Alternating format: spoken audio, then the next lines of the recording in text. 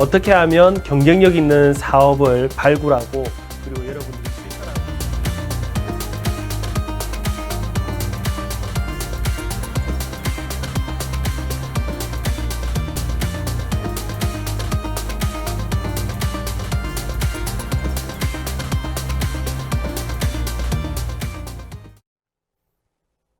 여러분 반갑습니다. 황동명입니다. 원래대로 하자면 전 세계 각국에서 다양한 활동을 하고 계시는 여러분들과 직접 한국에서 만나 뵙고 다양한 활동과 다양한 행사들을 하면서 이제 소통을 해야 되는데 이 코로나 때문에 그러지 못하고 이렇게 아쉽게 온라인을 통해서 그리고 영상을 통해서 만나 뵙게 된 점 상당히 아쉽게 생각을 합니다. 처음 강의 요청이 들어왔을 때 어떤 내용으로 여러분들께 좋은 정보를 전달해 드릴까 하는 고민을 상당히 많이 했습니다. 아무래도 전 세계 각국에 흩어져 사시는 분들이다 보니까 다양한 문화와 그리고 다양한 생각을 가지고 계신 분들이 많이 계실 텐데 그분들을 어떻게 제가 집중을 시키고 그분들 모두에게 도움되는 이야기가 뭐가 있을지 고민을 하다가 아무래도 현재 사업을 준비하고 계시고 창업을 생각하고 계시고 그리고 미래의 더 큰 성공을 위해서 꿈꾸시는 분들이 대부분이라는 생각에 저와 그리고 기존에 국내에서 혹은 해외를 무대로 창업을 해서 성공하셨던 분들이 어떻게 성공을 했고 그리고 어떤 스토리가 있는지에 대해서 강의를 해드리려고 합니다. 자, 일단 처음 창업을 준비하시고 고민을 하실 때 제일 중요한 문제 중에 하나가 너무 시장에 대해서 그리고 혹은 나에 대해서 그리고 나의 성공에 대해서 너무나 낙관적인 생각으로 도전을 한다는 게 있습니다. 대부분 사람들이 창업을 하거나 내가 사업을 한다 그러면 무조건 나는 성공할 거야. 나는 무조건 돈을 많이 벌 거야. 하는 낙관적인 생각을 가지고 시작을 많이 하시는데 여러분들 혹시 그걸 알고 계시나요? 대한민국 기준으로 봤을 때 예를 들어 오늘 100명의 사람들이 창업을 한다고 가정을 해보겠습니다. 그 100명 중에는 자본금 1000만 원 미만으로 조그마한 온라인 쇼핑몰을 하시는 분들도 계실 거고요. 아니면 조그마한 노점상을 준비하시는 분들도 계실 거고 어떤 분들은 주변에서 투자자를 모아서 몇 억 규모의 회사를 창업을 해서 사업을 진행하시는 분들도 계실 겁니다. 예를 들어 오늘 다양한 분야의 다양한 그리고 아이템과 그리고 다양한 자본금으로 사업을 시작했다고 했을 때 100명 중에 과연 몇 명이 살아남는지 알고 계십니까? 대한민국 통계청 자료에 의하면 100명 중에 약 70%에서 80% 정도는 3년 안에 문을 닫거나 혹은 업종 변화를 한다고 합니다. 자, 그러면 실제 100명 중에 내 꿈을 이루는 사람들은 몇 명이나 있을까요?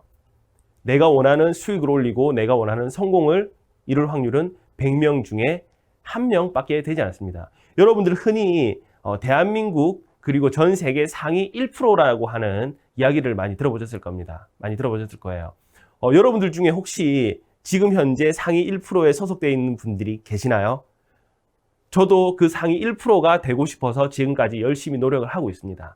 자, 그런데 여러분들이 상위 1%라고 하면 너무 막연하게 생각을 하고 나와는 전혀 상관없는 일이라고 생각을 하실지 모르겠지만 여러분들은 세상에 태어남과 동시에 이 상위 1%의 확률 싸움으로 지금까지 경쟁을 하면서 살아오셨다고 생각하시면 됩니다. 대한민국을 포함해서 전 세계 대부분의 국가들이 태어나서 인생을 살면서 첫 번째로 꾸는 꿈이 뭐가 있을까요? 바로 내가 원하는 직업 혹은 내가 원하는 학교에 입학을 해서 내가 원하는 공부를 하는 꿈을 다 꾸고 살아가게 될 겁니다. 대부분 사람들이 자기가 원하는 꿈을 이루기 위해서 좋은 대학 혹은 좋은 교육 그리고 좋은 직업을 갖기 위해서 공부를 하게 되겠죠. 하지만 그 꿈을 이루는 사람들은 단 1%밖에 되지 않습니다.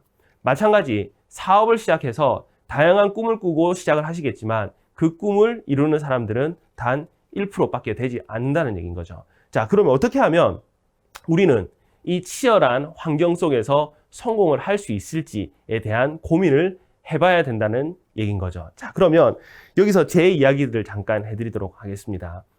일단 오늘 1시간 30분 동안 여러분들이 저에게 많은 내용들을 이제 배우셔야 되는데 앞에서 떠들고 있는 황동명이라는 사람은 도대체 어떻게 사업을 시작을 했고 그리고 현재 어떤 일을 하고 있고 그리고 어떤 과정을 통해서 사업을 운영하고 있고 그리고 비록 아직 완전한 성공은 아니지만 성공을 위해서 열심히 노력하고 있는지에 대해서 살짝 이야기를 해드리도록 하겠습니다. 저는 현재 지금 대한민국에서 무역회사를 운영하고 있습니다. 지금 작년 기준으로 1년 매출이 약 한 10억 정도 되고요. 그래 크진 않죠. 그리고 직원들을 약 한 5명 정도 고용을 하고 있습니다. 그리고 또 추가로 하는 일이 또 있습니다.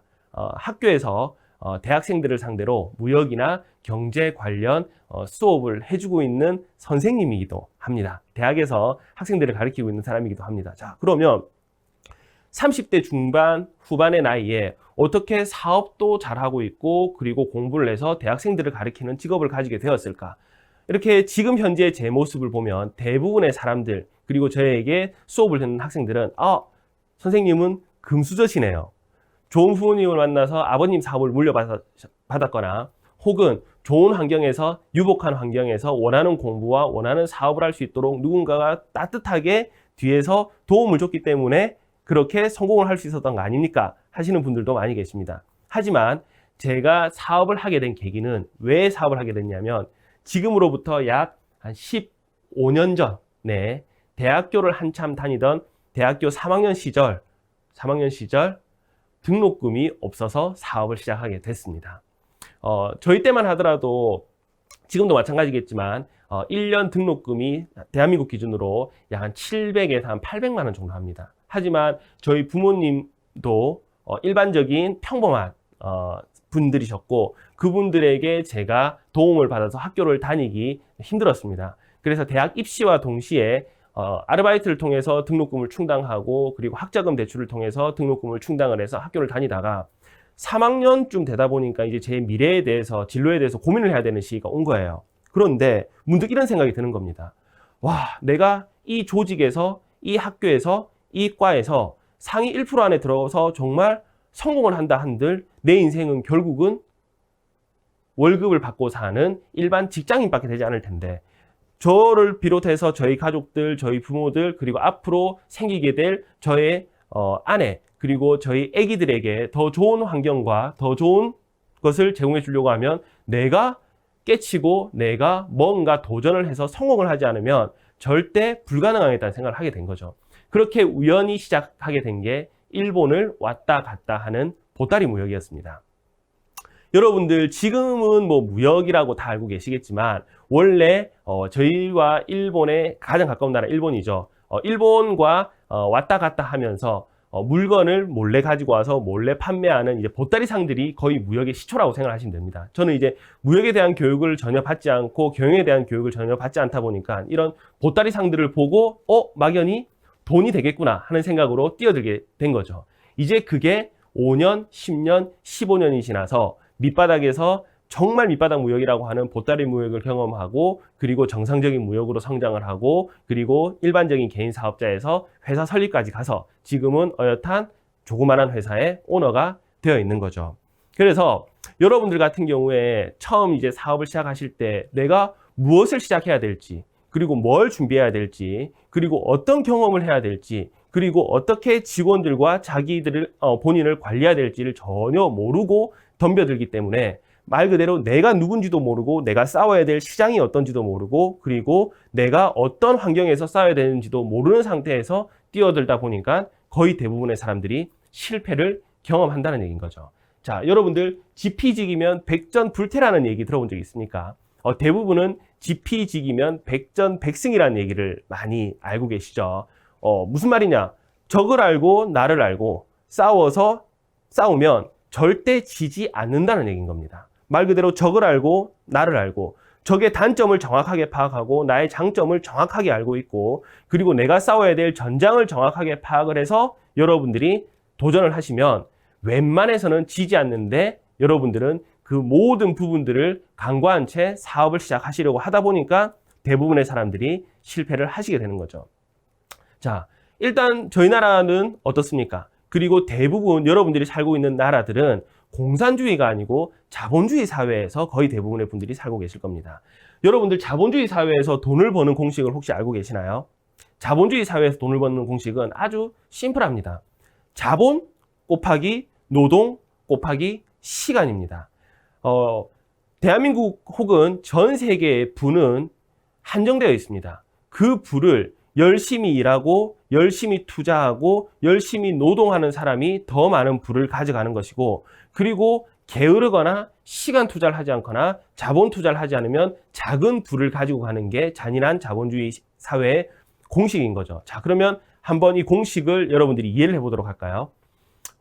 대부분의 분들은 사업을 하시기 이전에 뭘로 시작을 합니까? 직장인으로 먼저 시작을 하게 되시겠죠. 자, 그러면 직장인들의 기준으로 봤을 때 자본과 노동과 시간에서 직장인들은 무엇을 투자하지 않을까요? 그렇죠. 자본을 투자하지 않습니다. 그래서 노동과 시간을 투자해서 여러분들은 그 투자한 값어치만큼 수익을 올리는 거죠. 아마 직장 생활 하시면서 그런 생각 해보신 적 있으실 거예요. 저 사장은, 저 회장은 일도 안 하고 매일 골프 치러 다니고 매일 놀러 다니고 매일 책상에 앉아만 있는데 뭔 돈을 저렇게 많이 받아가? 그리고 우리는 이렇게 하루에 9시간, 8시간, 야근까지 12시간씩 노동을 하는데 왜 우리에게는 왜 이런 월급밖에 주지 않아? 이런 푸념과 고민을 많이 해보셨을 겁니다. 하지만 여러분들을 고용한 그 오너들은 노동과 시간보다 더 큰 자본을 투자했기 때문에 여러분들보다 많은 수익을 가져갈 수 있다는 얘기인 거죠. 자, 그러면 저희들은 어떻게 해야 될까요? 내가 사업을 하겠다 그러면 일정 양의 자본도 투자해야 될 것이며 노동도 투자해야 될 것이며 시간도 투자해야 됩니다. 하지만 대부분의 사람들이 생각하는 게 또 무엇일까요? 최소한의 자본을 가지고 사업을 했으면 좋겠다. 혹은 리스크 없는 사업을 하고 싶다. 나는 돈을 투자하지 않고 사업을 하고 싶다 하는 생각을 많이 하실 겁니다. 하지만 자본이 투자되지 않는 사업은 거의 성공하기가 힘들다는 것을 반드시 알아두셔야 됩니다. 자, 그러면 제가 여러분들께 추천해드리고 싶은 건 뭘까요? 리스크가 적으면 좋겠죠. 자본은 최소한으로 하되 대신 노동과 시간을 투자하는데 여기서 여러분들이 하셔야 되는 건 뭘까요? 시간을 투자한다? 노동을 투자한다? 아닙니다. 여기서 시간은 누구에게나 동일하게 주어지는 거기 때문에 여러분들이 아무리 열심히 한다 한들 하루에 몇 시간 일할 수 있습니까? 24시간을 일할 수 있죠. 그런데 24시간 동안 일을 하는 사람이 과연 몇 명이나 있을까요? 자야 될 거 아닙니까? 쉬어야 될 거 아닙니까? 그래서 대부분의 분들이 하루 8시간 정도의 노동은 딱 정해져 있습니다. 그럼 우리가 할 수 있는 건 뭐다? 노동의 질을 높이는 거죠. 자, 동일한 직장에 다니지만 누구는 연봉을 4천만 원, 5천만 원씩 받고 누구는 연봉을 2천만 원, 3천만 원밖에 못 받는 일이 있을 겁니다. 내가 다니고 있는 직장에서 나는 연봉을 3천만 원밖에 못 받는데 왜 저 사람은 똑같은 시간을 일하는데 연봉을 6천만 원을 받고 7천만 원을 받을까? 자, 그건 왜 차이가 나느냐? 자본과 시간에서 차이가 나는 게 아니고 노동의 질을 올린 사람이기 때문에, 노동력의 질이 높은 사람이기 때문에 똑같은 자본을 투자하고 똑같은 시간을 투자했지만 더 많은 돈을 벌 수 있는 거죠. 자, 그럼 여러분들은 이제부터 뭐에 집중을 해야 된다? 어차피 자본은 한정되어 있을 겁니다. 자, 그럼 여러분들은 이제부터 노동력의 질을 높이는 훈련을 계속해서 하셔야 되는 겁니다. 결국 성공한 사업자들도 노동력의 질, 남들보다 높은 좋은 아이디어, 남들보다 세상을 보는 눈을 넓힌 사람들이 결국은 성공을 한다는 얘기인 거죠. 자, 그러면 제가 강의 서두에 이렇게 말씀드렸죠. 지피지기면 백전백승이다.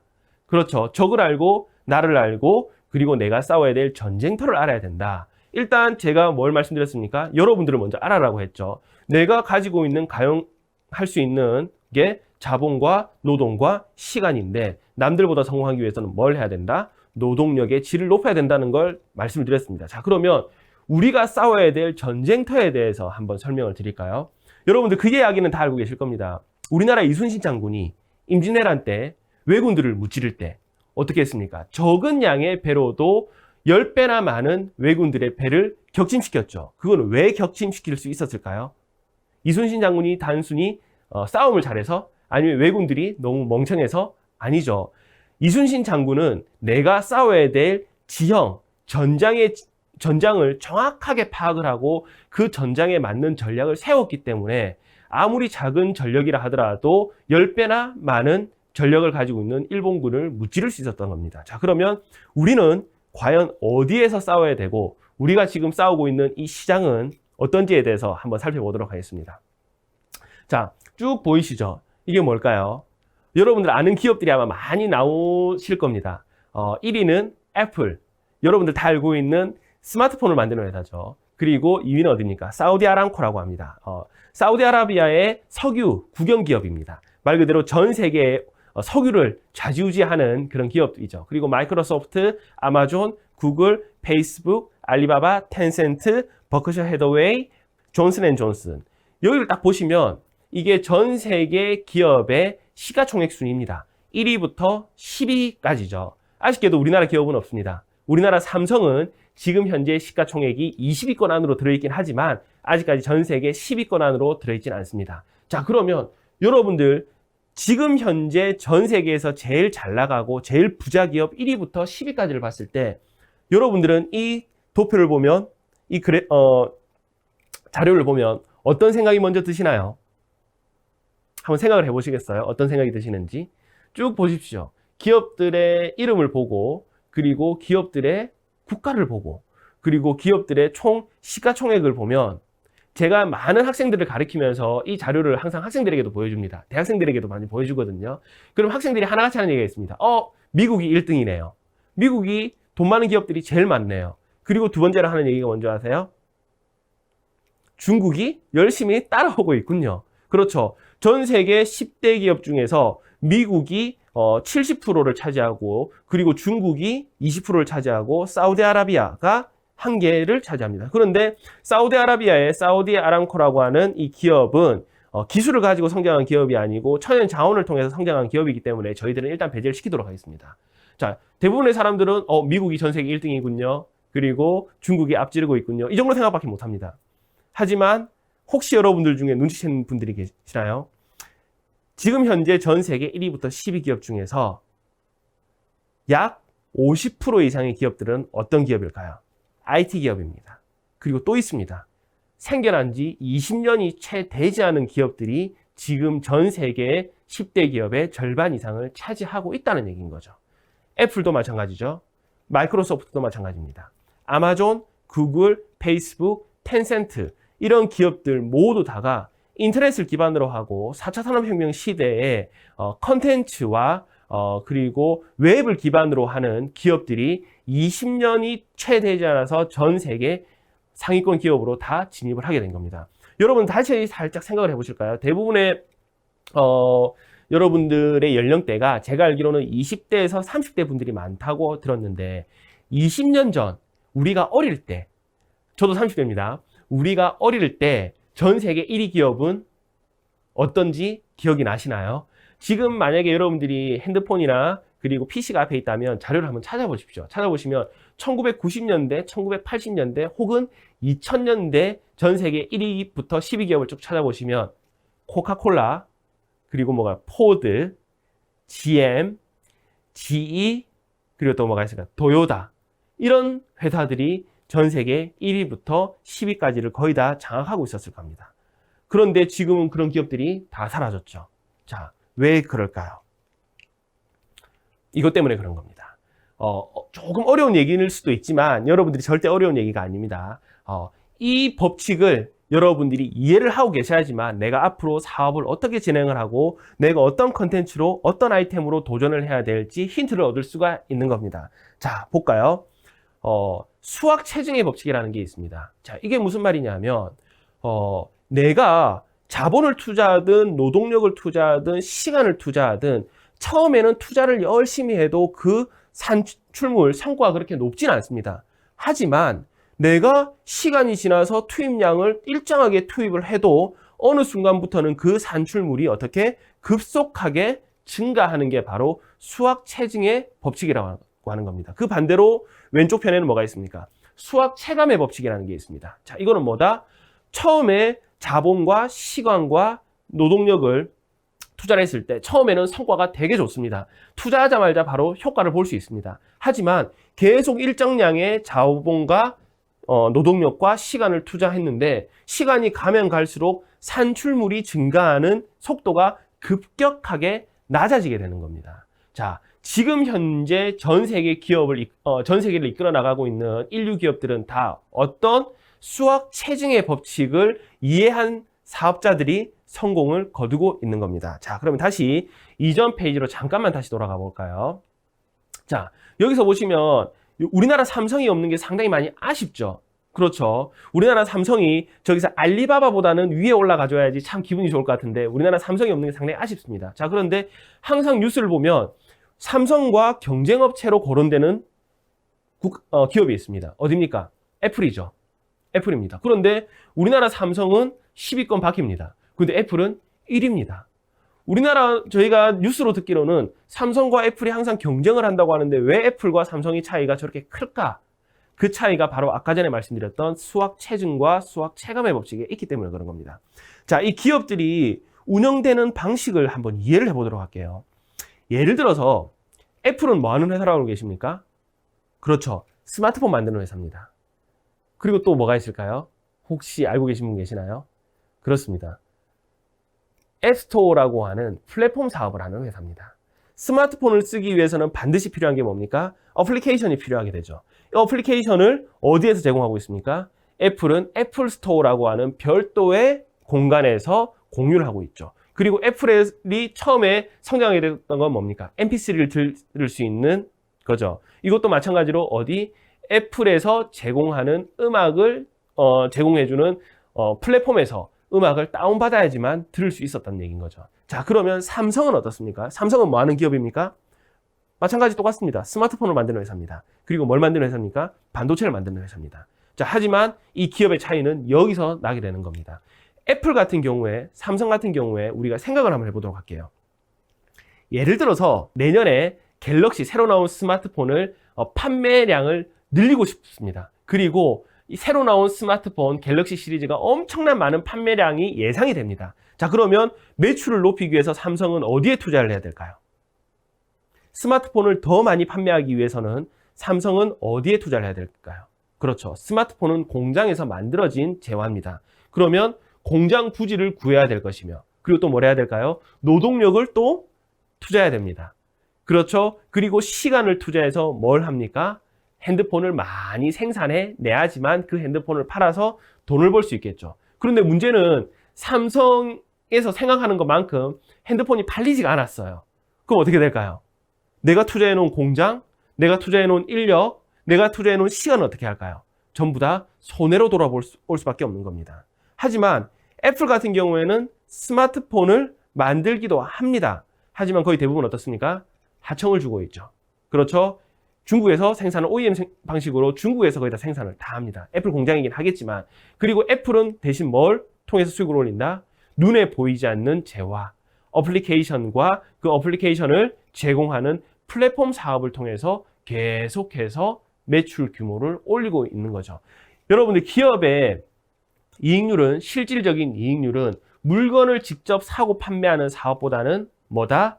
눈에 보이지 않는 무형의 자산을 사고 파는 사업이 훨씬 더 부가가치가 높다고 판단을 하고 있습니다. 그래서 지금 현재 방식으로 계속 일이 진행된다 그러면 독자적인 플랫폼을 가지고 있는 애플과 단순히 핸드폰과 반도체만 눈에 보이는 유형의 자산만 팔고 있는 삼성은 시간이 지나면 지날수록 어떻게 된다? 이 수학 체증과 수학 체감의 법칙에 의해서 결국은 수익률과 기업의 가치는 점점 더 벌어질 거라는 얘기인 겁니다.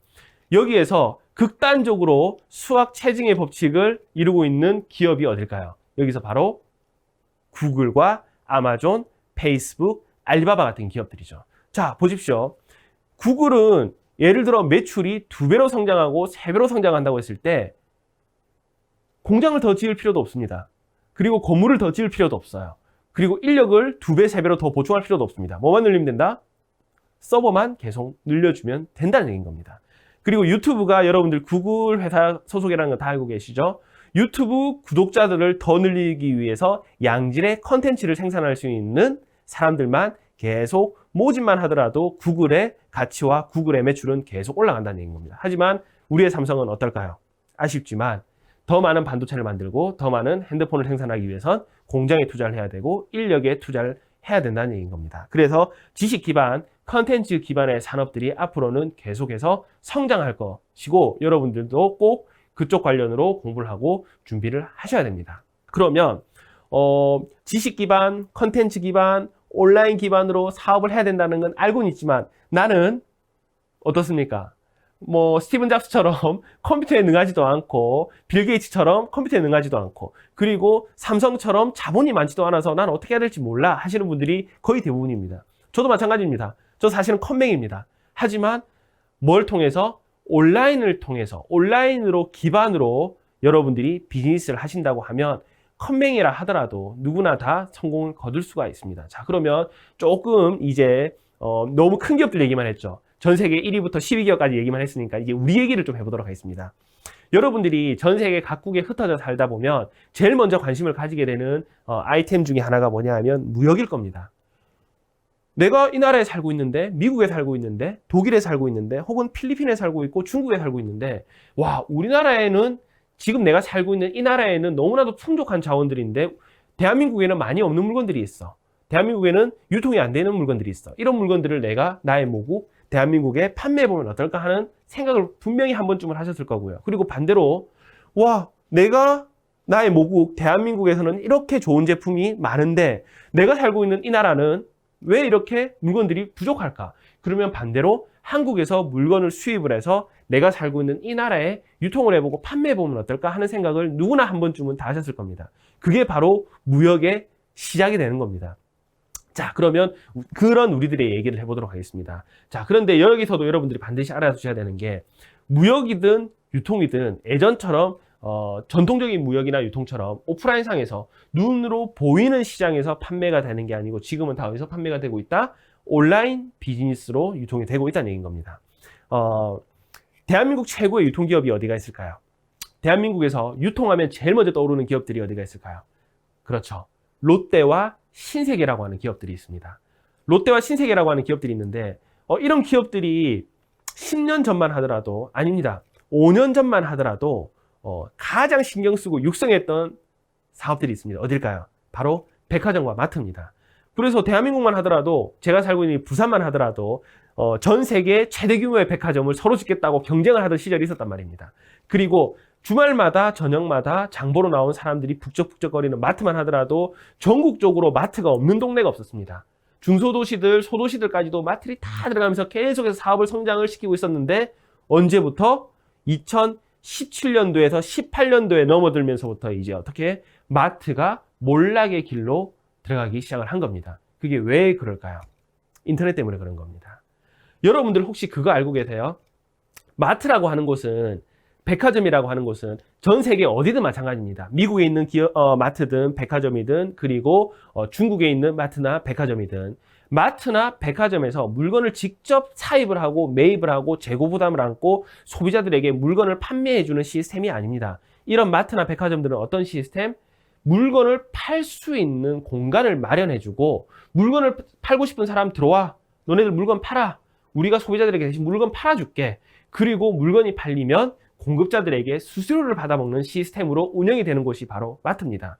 이 수수료율이 보통은 마트나 백화점 같은 경우에는 20%에서 30% 정도 됩니다. 그래서 저희 같은 사람들이 물건을 백화점이나 마트에 납품을 하게 되면 예를 들어 10,000원짜리 제품을 마트에 올려놓고 저희들이 판매가 됐다. 그럼 마트에서 얼마를 가져간다? 20%대의 수수료를 가져가는 겁니다. 예를 들어 백화점에 올려놓고 물건을 판매한다. 그러면 백화점에서 30% 정도의 수수료를 가져가고 저에게는 7,000원 혹은 6,000원 정도의 수익만 돌려준다는 얘기인 거죠.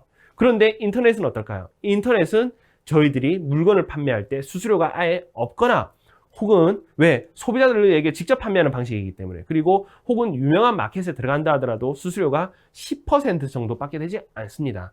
그래서 백화점보다는 마트가 저렴하고 마트보다는 인터넷이 더 저렴한 거죠. 그래서 사람들이 어떻게 인터넷이라고 하는 게 활성화되고 누구나 다 스마트폰을 들고 다니고 누구나 다 쉽게 정보 검색을 하고 인터넷 쇼핑을 즐길 수 있는 환경이 구성이 되면서 비싼 백화점이나 마트는 자연스럽게 도태되면서 인터넷 시장이 성장하게 된다는 얘기인 거죠. 자, 그럼 여러분들은 뭘 기반으로 도전을 해야 된다? 그렇죠. 온라인을 기반으로 하는 인터넷 비즈니스에 또 집중을 하셔야 된다는 얘기인 겁니다. 자, 그러면 여기서 복잡하죠? 복잡한데 쉽게 설명드리도록 하겠습니다. 국내 유통 구조의 흐름입니다. 자, 이게 제가 방금 전에 설명드렸던 내용들을 다 정리해 놓은 내용들이라고 생각하시면 됩니다. 여러분들 물건이 이런 재화가 흐르는 플로우, 유통의 구조와 흐름을 한번 보도록 하겠습니다. 제일 먼저 어디에서 만들어집니까? 그렇죠. 공장에서 만들어집니다. 이 공장에서 만드는 제조업체가 있을 수도 있고요. 그리고 해외 공장에서 만들어졌다 그러면 어떻게 될까요? 저희처럼 해외에서 물건을 수입하는 사람이 있을 겁니다. 수입을 하거나 국내 제조를 하거나 해서 국내에 제일 먼저 딱 도착을 시키게 되는 거죠. 그럼 이 물건이 어디로 간다? 도매상에게로 가게 됩니다. 그렇죠. 대량으로 물건을 판매하는 도매상에게 물건이 가게 되고, 그리고 또 어디로 가게 됩니까? 소매상에게 또 물건이 전달되게 됩니다. 자, 그러면 저희 같은 일반적인 소비자들은 누구에게 물건을 산다? 각 소매상에게 물건을 구매하는 구조다 하는 걸 다 알고 계실 겁니다. 사실 저는 초등학교, 중학교, 고등학교 때 이렇게 배웠습니다. 아마 여러분들도 초등학교, 중학교, 고등학교, 심지어 대학 전공 시간에도 이렇게 배우셨을 거예요. 그런데 지금은 어떨까요? 아닙니다. 인터넷이라고 하는 게 발전되면서 지금은 중간에서 물건을 떼어서 판매하는 사람들이 아니고 직접 제조하는 사람이거나 혹은 해외에서 직접 수입을 하는 무역상들이 뭘 하고 있다? 소비자들에게 온라인을 통해서 직접 판매를 하고 있기 때문에 중간에 도매와 소매라고 하는 이 유통의 구조 자체는 완전히 붕괴된 지가 오래되었습니다. 그렇죠. 자, 그러면 여러분들은 어떻게 해야 된다? 전 세계에 있는 물건들을 대한민국에 직접 온라인을 통해서 유통을 하든, 아니면 한국에 있는 물건을 어떻게 여러분들이 살고 있는 그 나라의 온라인을 통해서 유통을 하든 하는 이제 힌트를 얻으셨을 겁니다. 자, 그러면 우리가 알고 싶은 게 이 바로 무역을 하는 방법과 무역에 대해서 이제 조금 더 깊이 있게 들어가 보도록 하겠습니다. 유통의 흐름을 설명드렸는데 이제는 뭘 보여드리냐면 피라미드를 보여드립니다. 여러분들 흔히 아는 다단계 사업이라는 거 들어본 적 있으시죠? 사실은 자본주의 사회에서 재화가 유통되는 흐름은 이 다단계와 똑같습니다. 피라미드 구조 속에서 모든 게 다 이루어진다는 얘기인 겁니다. 자, 제일 밑에 돈은 누가 지고 있습니까? 누가 돈을 써야지 경기가 살게 되고, 그리고 상인들이 돈을 벌고 다시 물건 제조를 하게 되고 그 돈을 또 고용을 해서 다시 소비자들에게 돌아갈까요? 돈을 쓰는 첫 번째 주체는 바로 소비자들입니다. 이 피라미드 구조에서 가장 밑에 깔려있는 이 소비자들이 돈을 써야 된다는 거죠. 자, 그런데 대부분 사람들 내가 사업을 할 거야, 내가 창업을 할 거야, 그러면 누구를 상대로 돈을 버는 사업을 구상을 할까요? 아마 90% 이상은 이런 소비자들을 상대로 물건을 판매하는 서비스를 제공하는 나는 소매상이 될 거야 하는 생각을 다 하셨을 겁니다. 이게 바로 이 피라미드 구조에서, 유통 흐름 구조에서 소비자 바로 위에 있는 단계를 생각하셨다는 얘기인 겁니다. 하지만 여러분들은 그렇게 해서는 안 됩니다. 누가 돼야 된다? 그 위에 단계로 올라가려고 노력을 해야 된다는 얘기인 거죠. 제가 아까 전에 말씀드렸죠. 깨어있는, 이미 붕괴되어 있는 유통 흐름에서 내가 좋은 조건을 선점하기 위해서는 뭘 해야 된다? 내가 직접 무역을 하든 직접 제조를 하든 내가 원자가 되어야지만 시장을 장악할 수 있다고 말씀드렸습니다. 그래서 이 피라미드를 통해서 보더라도, 유통 구조를 통해서 보더라도 여러분들은 뭐 일반적인 소매상이 아닌 그 위에 있는 그 사람들에게 물건을 제공해주고 더 큰 시장을 장악할 수 있는 무역업이나 제조업을 반드시 하셔야 된다는 얘기인 거죠. 무역업과 제조업 그 위에 단계가 또 있습니다. 뭡니까? 플랫폼 사업. 말 그대로 사람들이 온라인에서 활동할 수 있도록 시스템을 만들어주는 거. 여러분들이 흔히 알고 있는 뭐 네이버 스마트 스토어, 그리고 옥션, 지마켓, 이베이, 그리고 타오바오, 알리바바, 전 세계적인 온라인 플랫폼들이 전부 다 해당되겠죠. 이런 플랫폼들은 말 그대로 유통을 하고자 하는 사람들, 그리고 물건을 사고자 하는 사람들 모두에게 서비스를 제공해주는 기업들이기 때문에 절대 무너질 이유가 없겠죠. 그 위에는 정점에 누가 있습니까? 대한민국에는 네이버, 전 세계적으로 봤을 때는 뭘까요? 구글, 포털 사이트. 사람들이 물건을 찾든 정보를 찾든 결국은 궁금한 부분, 필요한 부분을 물어보고 해소하는 이런 포털 사이트가 전 세계 유통의 지금은 최정점에 있다고 생각을 하시면 됩니다. 자, 그러면 이런 온라인 비즈니스에 대해서 한번 보도록 하겠습니다. 온라인 비즈니스, 흔히 말하는 이제 전자상거래라고 얘기를 합니다. 여러분들 이렇게 각 주체들이 보이시죠? 비즈니스, 컨슈머, 비즈니스, 거버먼트. 말 그대로 기업과 그리고 일반 가게, 소비자들, 그리고 정부가 유통을 어떻게 하느냐에 따라서 이 전자상거래 방식이 바뀌게 됩니다. 제일 기본적인 거는 뭘까요? B2B라고 하는 겁니다. B2B는 말 그대로 기업과 기업 간의 거래. 우리가 흔히 알고 있는 전통적인 거래에서는 뭐가 될까요? 도매업이 되는 거겠죠. 그리고 B2C가 있습니다. B2C는 뭘까요? 기업이 소비자들에게 제공해 주는 거. 비즈니스 투 컨슈머가 되겠죠. 이건 뭘까요? 여러분들이 흔히 알고 있는 소매업, 기업들이 직접 소비자들에게 판매하는 거. 그리고 B2G가 있습니다. 조금 생소하시죠? 이건 뭘까요? 기업이 정부에게 제공을 하는 겁니다. 이거는 이제 조달이라든지 이런 사업이 되겠죠. 그리고 B2B2C는 잘 모릅니다. 그렇죠. B2B2C는 비즈니스 투 컨슈머라고 해서 중간에 끼어서 기업과 소비자들을 연결해주는 역할을 하는 게 바로 B2B2C입니다. 자, 그러면 하나하나 또 살펴보도록 하겠습니다. 여러분들이 흔히 쉽게 생각하셨던 B2C, 기업들이 개인에게 판매하는 사업이죠. 대한민국으로 치면 쿠팡이라고 하는 회사가 있을 수가 있고요. 그리고 스마트 스토어라고 하는 회사들이 있을 수도 있을 겁니다. 이 기업들이 지금 계속해서 매출이 엄청나게 성장을 하고 있죠. 왜? 대부분의 사람들이 소비자들 자체가 오프라인에서 물건을 구매하는 것보다는 온라인으로 물건을 구매하는 걸 원하다 보니까 일반 기업들도 직접 오프라인 매장을 두는 것보다는 온라인에 진출을 해서 직접적으로 소비자들과 대면해서 판매할 수 있는 이런 형태의 사업들이 늘어나고 있다는 얘기인 겁니다. 자, 다음은 뭘까요?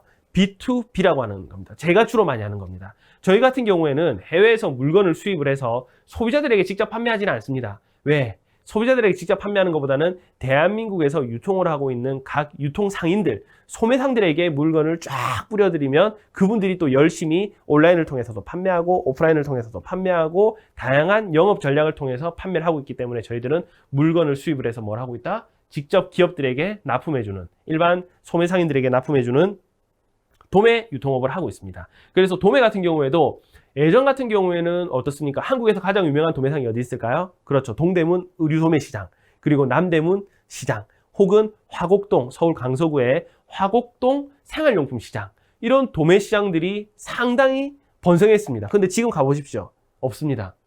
왜? 이런 도매 시장들도 지금은 어떻게? 온라인으로 다 들어와 버렸다는 얘기인 겁니다. 그래서 지금은 대한민국에서 가장 유명한 도매 시장 하면 오너클랜과 도매쿡과 같은 인터넷을 기반으로 하는 도매 시장들이 전부 다 크게 성장을 하고 있습니다. 자, 그리고 기업에서 국가로 이제 납품하는 거죠. 말 그대로 조달 사업을 얘기하는 겁니다. 뭐 조달청이 있지만 지금 이것도 어떻게 되고 있다? 오프라인에서 서로 모여 앉아서 서로 낙찰을 하고 경매를 하고 조달을 하는 게 아니고 온라인을 통해서 모든 거래가 이루어지고 있습니다. 그 온라인 사이트가 바로 나라장터라고 하는 곳이죠. 국가종합 전자 조달. 그래서 납품을 할 수 있는 기업들이 입점을 하면 나라에서 새로운 뭐 조달 사업이 있다 그러면 공고를 합니다. 그럼 거기서 서로 입찰을 해서 더 좋은 가격으로 제시한 기업들이 국가에 납품을 할 수 있는 시스템. 말 그대로 예전처럼 이거 좀 안 좋은 얘기일 수도 있지만 뭐 고위공무원을 한다든지 내가 정부에 아는 사람이 있다든지 공무원 중에 아는 사람이 있다고 해서 할 수 있는 게 아니고 투명하게 온라인을 통해서 모든 국가 간의 나라 간의 거래도 이루어지고 있다는 얘기인 거겠죠. 그래서 저희 같은 사람들에게는 상당히 또 기회가 될 수가 있겠죠. 자, 그리고 개인과 개인 간의 거래. 야, 이거는 그냥 옛날에 쓰던 방식 아니야? 물물 교환하던 시대의 방식 아니야? 생각하시는 분들이 계시는데 그렇지 않습니다. 사람들이 점점 더 저렴한 걸 원하고 정보가 많이 공개되면서 지금은 물건을 어떻게 개인 간의 거래를 하는 방식으로 엄청 많이 성장을 하고 있습니다. 대한민국 국민이라면 누구나 다 가입되어 있다고 하는 곳이 어딥니까? 그렇죠. 네이버에서 운영하고 있는 카페, 중고나라라고 하는 카페입니다. 중고나라에는 없는 물건이 없습니다. 그리고 합리적인 가격으로 물건을 사고 싶어하는 사람들, 그리고 본인이 필요 없는 물건들을 팔고 싶어하는 사람들이 하루에도 몇만 명이 모여서 거래가 이루어지는 곳이 바로 중고나라죠. 그리고 여러분들 그거 알고 계시죠? 이베이라고 하는 세계적인 온라인 플랫폼 기업도 처음에는 어떤 걸로 시작을 했다? 중고 제품을 사고 파는 경매를 하는 사이트였습니다. 지금도 마찬가지입니다. 자, 그리고 당근마켓이라고 들어보셨어요? 지금 대한민국에서는 젊은 층들 사이에서 상당히 핫한 사이트입니다.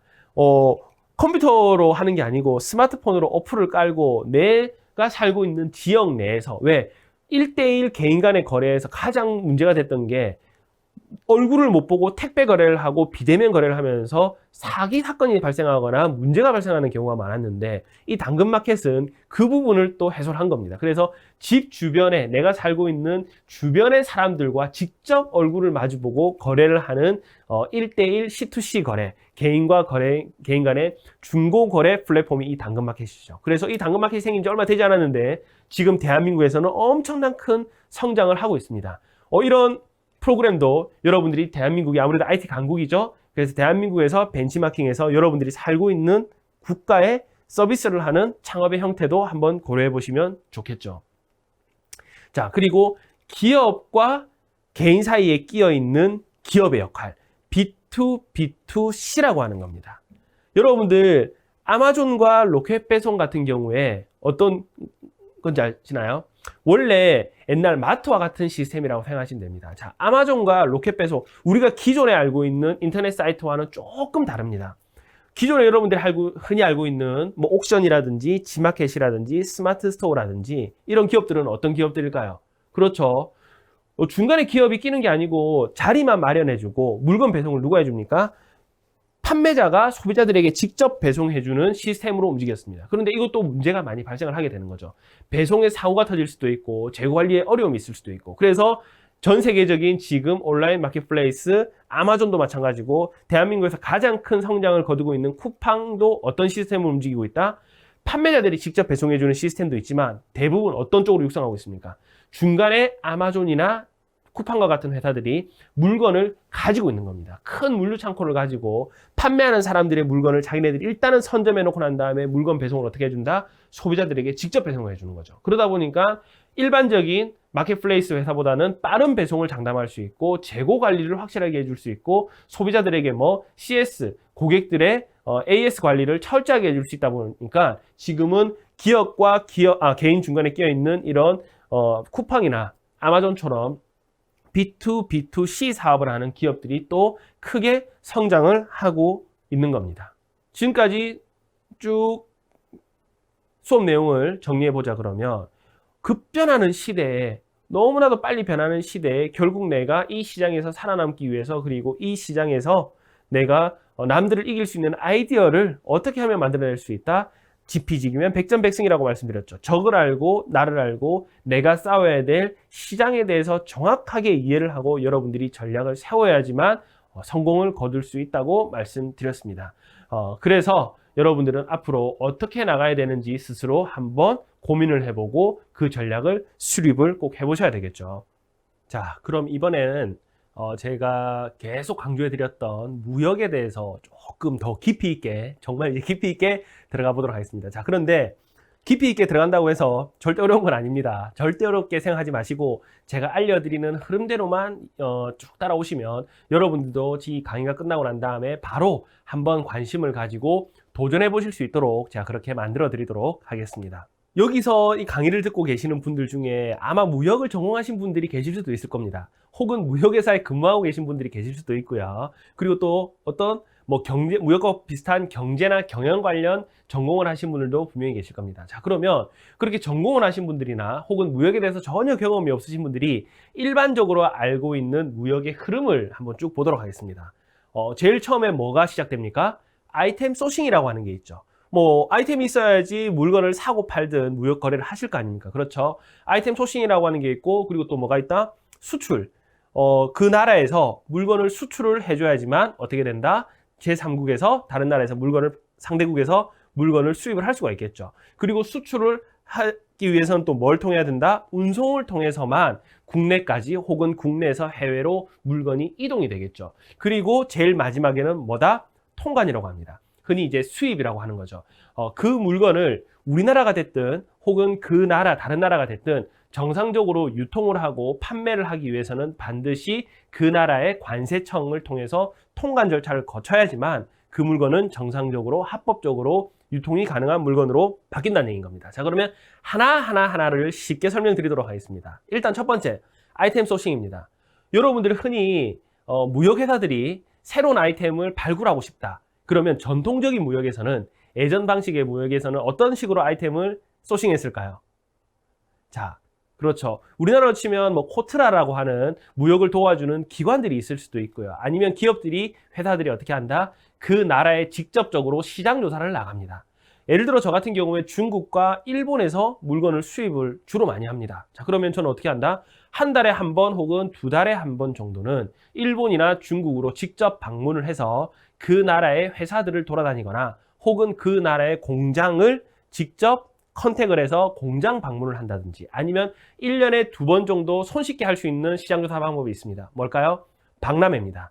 중국의 뭐 상해라든지 일본의 도쿄라든지 혹은 독일의 프랑크푸르트라든지 이런 곳에 가보시면 1년에 두 번 정도 여러 아이템들을 소개하고 판매하는 박람회가 열리게 됩니다. 이런 박람회에서는 그 나라의 중소기업들이나 혹은 공장들이 이번 시즌에 새롭게 출시되는 물건들을 다 가지고 나와서 해외 바이어들도 직접 만나보고, 그리고 국내 내수로 판매하는 국내 기업들의 MD들도 와서 그 물건들을 거래를 하게 되는 거죠. 이렇게 예전 방식으로는 뭐다? 직접 내가 비행기를 타고 돈을 써가고 시간을 써가면서 그 나라에 방문을 해야지만 내가 원하는 아이템을 직접 시장조사하고 소싱을 할 수 있었습니다. 자, 그리고 수출은 누구나 다 알고 있겠죠. 그 나라의 무역회사 혹은 그 수출을 하는 기업체들이 직접 물건을 수출을 해주면 그 다음 단계가 운송입니다. 여러분들 여기서 제일 많이 착각하시는 부분들이 뭐냐 하면, 운송을 해외에서 무역을 한다 그러면 뭐만 생각합니까? 컨테이너만 생각하고 계신 거예요. 그렇죠. 우리가 뉴스 끝날 때 혹은 뉴스에 꼭 한 번씩은 나오는 장면이 뭡니까? 부산항, 인천항, 그리고 각국을 왔다 갔다 하는 많은 컨테이너를 실은 선박들, 그리고 컨테이너 터미널들을 보면서 와, 무역을 하려고 하면 저렇게 많은 양을 수출입을 하려고 하면 돈도 그만큼 많이 들어갈 거 아니야. 그리고 저렇게 많은 물건을 내가 통관을 시키고 운송을 하고 수출입을 하려고 하면 전문 지식도 많아야 될 거 아니야. 그리고 또 하나 또 뭘 생각합니까? 외국어도 잘해야 될 거 아니야. 이런 다양한 생각들과 걱정들을 하다 보면 그 누구도 무역에 도전을 하지 못합니다. 하지만 운송도 이렇게 제가 설명을 드리도록 할게요. 예를 들어 제가 신발 공장을 운영하고 있는 대표다 그러면 바로 부산에서 약 1시간 정도 떨어져 있는 대구 지역에 저희 물건을 판매하는 유통회사가 있습니다. 그래서 저는 매달 컨테이너 분량 40피트 정도 사이즈면 우리나라로 치면 한 15톤 트럭 정도의 분량의 신발을 제작을 해서 15톤 트럭에 실어서 어떻게 그 대구에 있는 저희 거래처로 물건을 계속 보내줍니다. 자, 그런데 분명히 제가 이번 주에 물건을 납품을 해드렸는데 어떤 제품 하나가 너무 잘 팔린 거예요. 그래서 대구에 있는 저희 거래처에서 저에게 급하게 연락이 왔습니다. 대표님, A라고 하는 디자인의 신발이 지금 너무 잘 팔려가지고 이 물건만 급하게 빨리 한 10쪽 정도만 보내주시면 안 됩니까? 저에게 의뢰가 들어왔어. 그럼 제가 그 10쪽의 신발 10개면 한 박스에 다 들어가겠죠? 이 신발도 대구까지 제가 운송을 할 때 15톤 트럭을 불러서 보내줄까요? 아니죠. 그렇죠. 고속버스 화물로 실어서 보내는 경우도 있을 수도 있고요. 아니면 KTX라고 하는 한국의 고속철도 화물로 실어서 보내주는 경우도 있고, 아니면 뭐 하루 정도 시간이 걸리겠지만 택배를 이용해서 보내는 경우도 있습니다. 그리고 또 뭐가 있습니까? 급하게 제가 직접 차에 운전을 해가지고 제가 직접 배송을 해주는 방법도 있다는 얘기인 겁니다. 이렇게 다양한 거래를 하기 위해서 운송 방식들이 다양하게 있지만 사람들이 무역을 한다 그러면 뭐만 생각을 한다? 15톤 트럭처럼 컨테이너만 생각을 한다는 얘기인 거죠. 꼭 그렇게 컨테이너 단위의 큰 물량이 아니더라도 여러분들 그거 다 알고 계실 겁니다. 한국이 여러분들의 모국이다 보니까 한국에 있는 친구들, 지인들, 친척들에게 내가 살고 있는 나라에서 뭔가 선물을 보내주고 싶다 그러면 컨테이너에 실어서 보내세요? 아니죠. 뭘 보냅니까? 우체국으로 떼어가서 우체국 택배로 보내지 않습니까? 그리고 또 있습니다. UPS, DHL, 페덱스와 같은 해외를 왔다 갔다 하는 소량 경량 화물을 담당하는 운송회사들이 너무나도 많은데 본인은 실제 한국에서 필요한 물건이 있을 때 택배로도 받고, 그리고 한국의 친구들이나 지인들이 필요한 물건이 있다 그러면 물건을 택배로 보내주기도 하면서 여러분들이 무역을 하라고 그러고 하면 이런 부분들은 다 잃어버린 채 컨테이너에 다 실어야 되겠구나 이렇게 생각을 하시다 보니까 무역이 상당히 어렵게만 느껴지는 겁니다. 그래서 여러분들이 해외에서 괜찮은 물건들이 있다 그러면 소량이라 하더라도 이런 국제 항공 택배나 우체국 EMS 등을 통해서 내가 직접 움직이지 않더라도, 그리고 많은 양이 아니더라도 얼마든지 물건을 보내고 받을 수 있는 운송이 가능하다는 얘기인 겁니다. 자, 그리고 통관. 물건 수입을 하려고 하면 전문 무역 지식을 가지고 있는 전문가들이 해야 되는 거 아니야? 생각하시는 분들이 상당히 많습니다. 참고로 저는 지금 무역을 전공을 해서 학생들에게 무역을 가르치고 있는 선생님이기도 하지만 제가 처음 시작할 때는 뭘로 시작했다고 말씀드렸죠? 보따리 무역으로 시작했단 말입니다. 내가 지금 일본을 왔다 갔다 하면서 물건을 그냥 가지고 와서 판매를 하고 할 때 저는 무역에 대한 지식이 있었을까요? 전혀 없었습니다. 무역과 전혀 상관없는 공대생이었고요. 지금은 편입을 하고 중간에 학과를 바꿔서 무역과 경제를 전공했지만 그때는 무역에 대한 지식이 전혀 없었음에도 불구하고 무역을 할 수 있었던 이유 중에 뭐냐 하면 이런 전문적인 통관 업무들은 저희들이 직접 하는 게 아니고 누구에게 맡긴다? 관세사라고 하는 전문가에게 저희들이 무조건 맡기게 되어 있기 때문에 여러분들이 통관과 관련된 전문 지식은 전혀 몰라도 된다는 얘기인 겁니다. 자, 그러면 다 해결이 됐습니다. 아이템 소싱, 수출, 운송, 통관 중에서 우리가 고민했던 부분이 운송이었는데 운송은 어떻다? 컨테이너가 아니고 여러분들이 지금까지 사용했던 국제 택배를 통해서도 충분히 할 수 있다. 자, 그러면 통관도 전문가에게 맡기면 해결이 되기 때문에 우리가 신경 쓸 필요가 없다. 그러면 지금 해결해야 되는 문제는 뭐다? 아이템 소싱이 남아있는 거죠. 자, 코로나 시대 이전만 하더라도 내가 한국에 시장조사하러 한번 가볼까? 혹은 한국에 있는 저도 비행기를 타고 중국으로, 일본으로, 미국으로, 독일로 시장조사를 한번 나가볼까? 하고 나갈 수 있었지만 지금은 못 나가죠. 자이든 타이든 못 나가는 상황에서는 도대체 어떻게 아이템 소싱을 해라는 얘기냐? 자, 그것 또한 뭘로 한다? 온라인을 통해서 아이템 소싱을 다 할 수 있다고 제가 말씀을 드릴 겁니다. 자, 그럼 보도록 할까요? 주로 저를 기준으로 봤을 때 대한민국과 저희 회사가 가장 많이 거래하는 국가들이 일본과 중국과 태국이 있습니다. 일본과 중국과 태국이 있는데 현재 태국 같은 경우에는 저희들이 물건 수입을 현재는 못하고 있습니다. 왜 그러냐면 태국이란 나라가 온라인이 아직까지 크게 발전되지 않은 나라다 보니까 방금 전에도 말씀드렸죠. 우리나라 같은 경우에 도매라고 하는 이런 B2B 시스템이 예전에는 남대문, 동대문, 화곡동 시장, 오프라인을 중심으로 형성되었지만 지금은 뭘로 들어와 있다?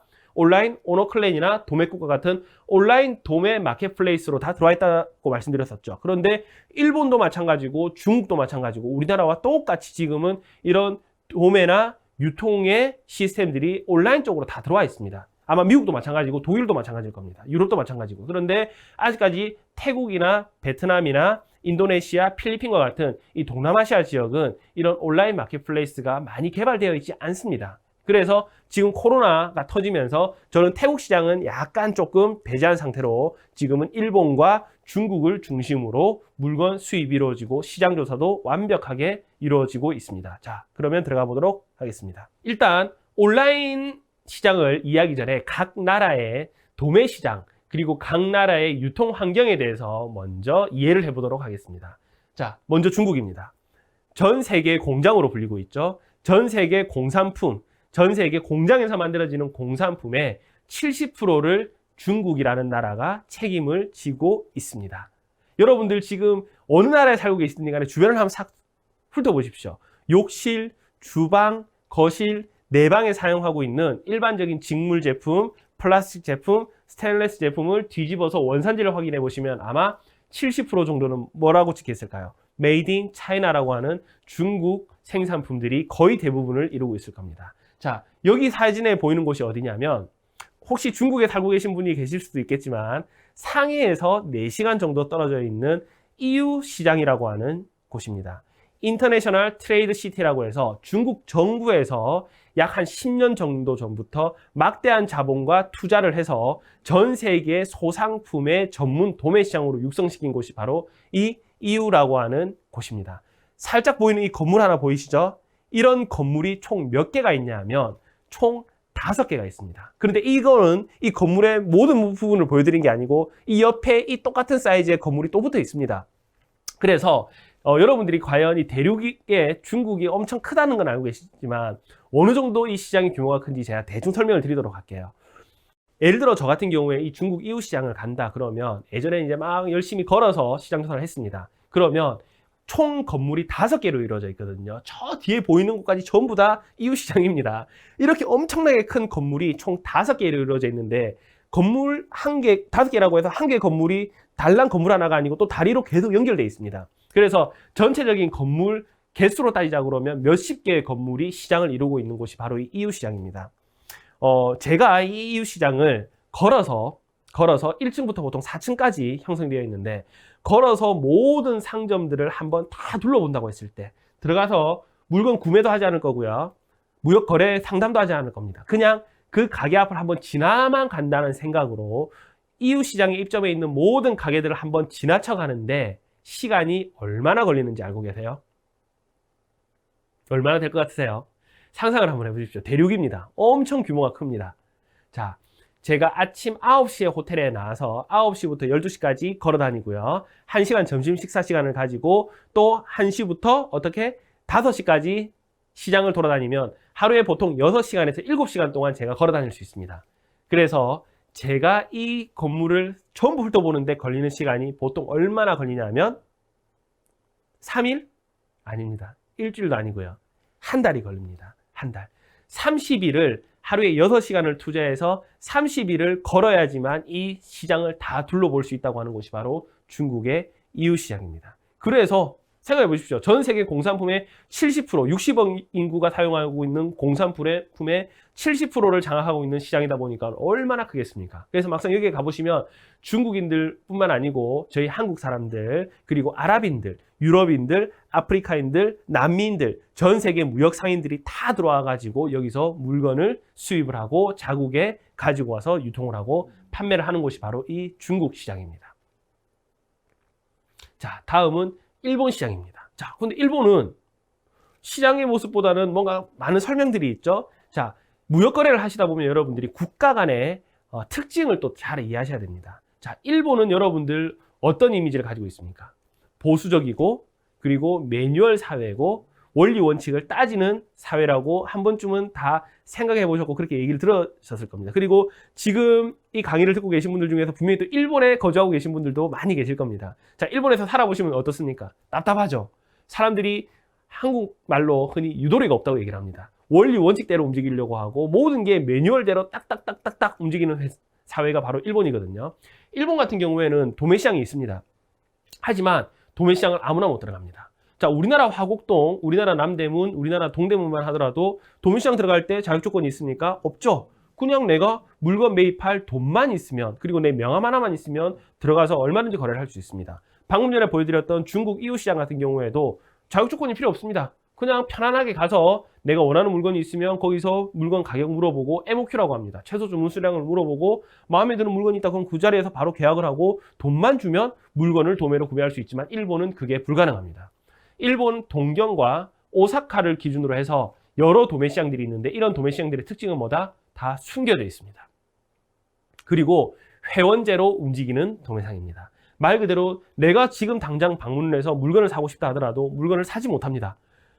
인포메이션 센터에 가서 일단 나에 대한 조건과 서류를 다 제시를 하고 그 사람들에게 인정을 받고 회원카드를 발급을 받아야지만 출입도 가능하고 물건도 구매할 수 있다는 얘기인 거죠. 그래서 일본의 도매시장 같은 경우에는 필요한 서류가 3가지가 있습니다. 첫 번째, 사업자 등록증, 두 번째, 명함, 그리고 점포. 점포라고 하는 건 온라인 매장도 가능하고 오프라인 매장도 가능합니다. 내가 실제 사업체를 운영하고 있는 사업장의 사진을 찍어서 보여줘야 된다는 얘기인 겁니다. 여기서 사업자 등록증은 일본 현지 사업자 등록증이 아니고 뭐가 필요하다? 한국에서 사업을 하시는 분들이면 한국에서 발급받은 사업자 등록증, 그리고 미국이면 미국, 독일이면 독일, 필리핀이면 필리핀, 각국에서 사업자임을 증명해주는 서류, 그리고 한국에서 쓰고 있는, 내가 자국에서 쓰고 있는 명함, 그리고 내가 자국에서 운영하고 있는 영업장에 사진을 찍어서 제시를 해야지만 일본 현지 도매상들이 문을 열어주고 물건을 판매한다는 얘기인 겁니다.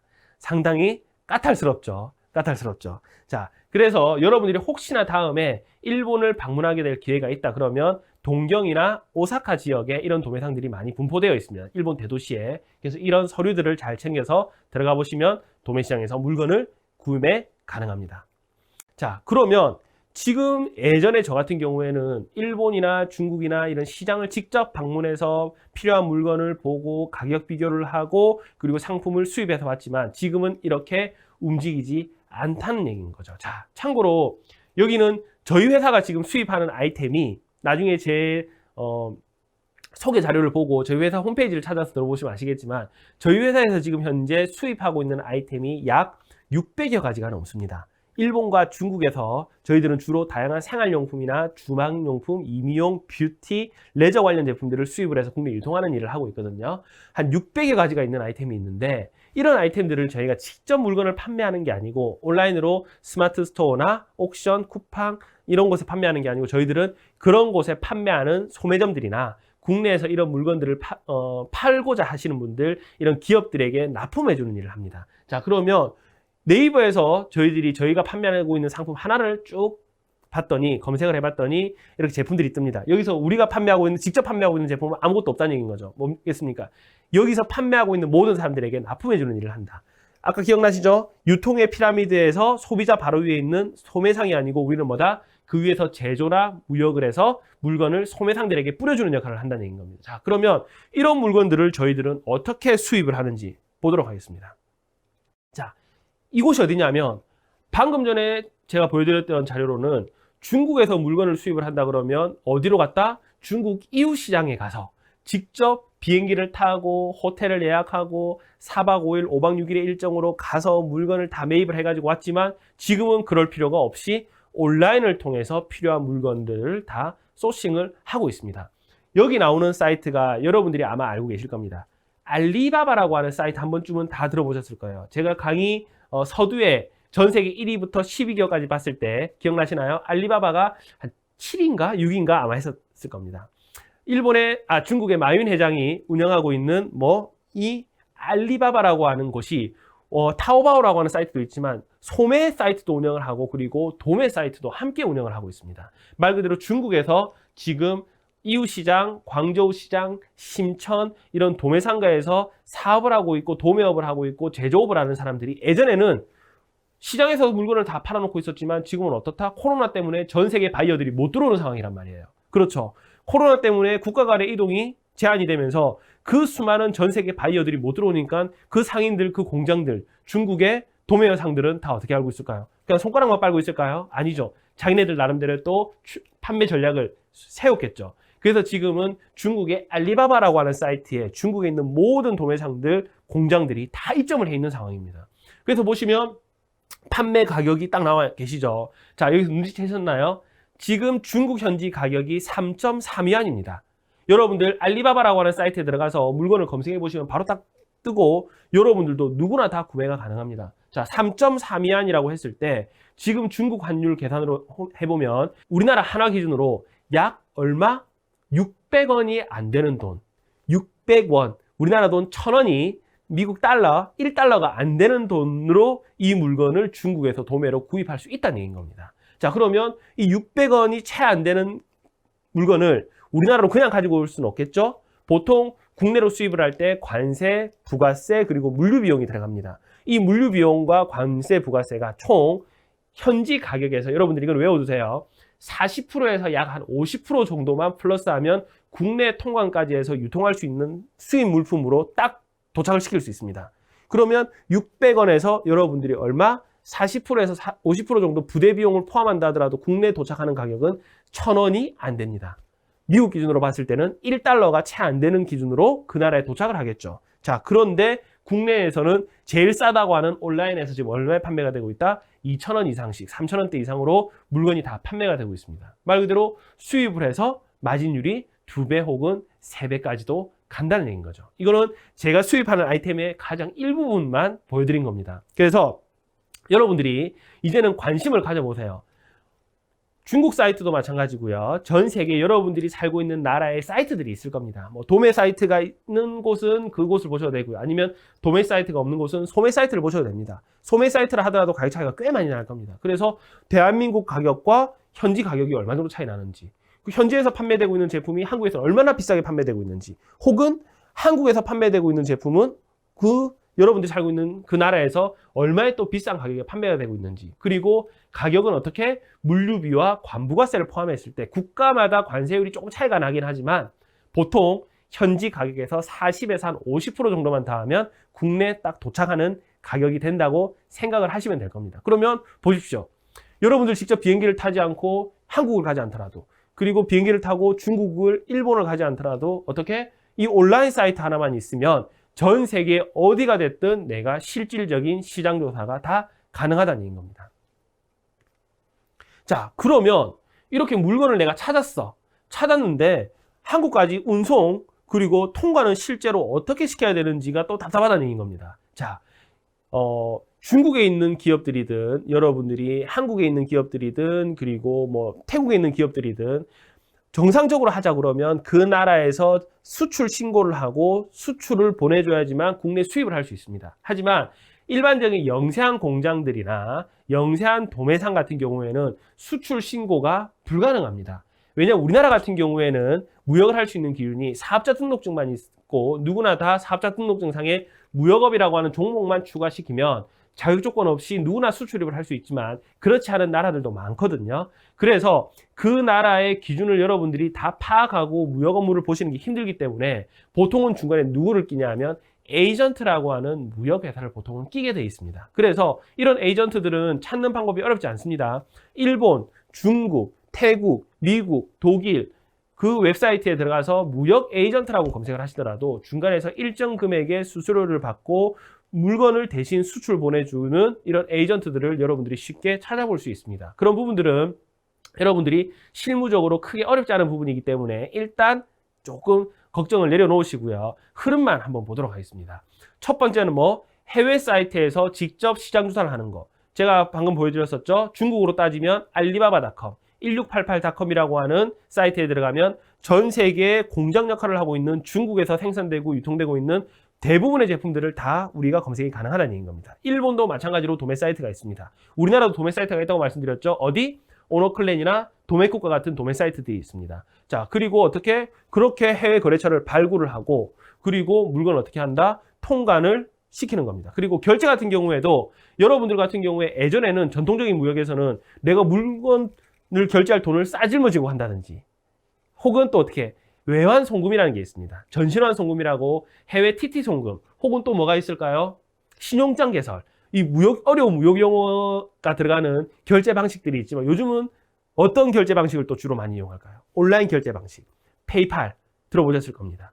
페이팔이라고 하는 곳에서 해외 간의 환율이 다 외환 기준이 다른 국가 간에 거래를 할 수 있도록 온라인상에서도 서로 안전하게 거래를 할 수 있도록 페이팔이라고 하는 결제 방식이 또 있겠죠. 이런 페이팔 결제 방식을 통해서 전자결제 방식을 통해서 여러분들이 어떻게 할 수 있다? 물건 거래를 할 수 있다는 얘기인 겁니다. 그리고 그 물건을 수입을 할 때는 어떤 방식으로 한다? 컨테이너에 굳이 넣을 필요가 없이 소량이다. 그러면 어떻게? 국제 특송이나 국제 택배를 이용해서도 간단하게 물건을 수입을 해서 판매할 수 있다는 얘기인 거죠. 자, 쉽죠?